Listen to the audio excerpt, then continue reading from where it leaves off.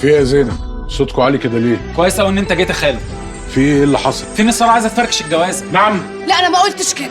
امال قلتي ايه؟ سمعيني. انا قلت ان انا محتاجه وقت افكر ومفيش اي داعي للاستعجال. طب نهدى بقى، كل حاجه تتحل بالهداوه. ايه اللي جد يعني؟ اللي جد خاله ان احنا رحنا عملنا التحليل زي ما الهانم كانت عايزه. لا مش زي ما انا كنت عايزه، عشان ده الصح اللي المفروض يحصل. المهم وبعدين؟ طلع ان في نسبه ان احنا نجيب اطفال عندهم مشاكل. نسبة صغيرة جدا بتحصل طبيعي بين اي اتنين سواء قرايب او مش قرايب. يا ريت تقولي الكلام كامل زي ما اتقال لنا. يعني انت عايزه ايه دلوقتي؟ ولا حاجه يا بابا.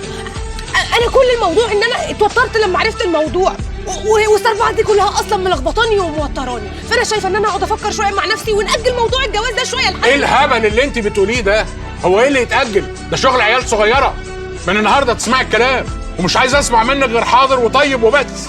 يعني ايه؟ هو زي ما سمعتي كده، زفت فستان الفرح ده هيخلص امتى؟ ما تنطقي. اسبوعين 3 يا حبيبي.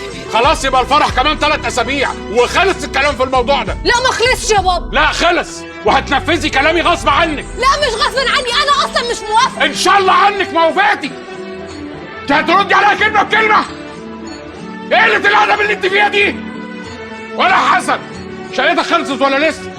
لسه خلو ربنا شهرين كده. يبقى هتتجوز عندي لحد ما تخلص، والفرح كمان 3 اسابيع. سامع؟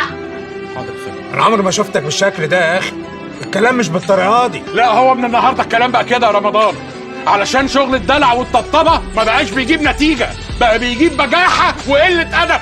اسمعي، لو كلامي ما تنفذش بالحرف الواحد انا لا هحضر لك فرح ولا عايز اشوفك منقط.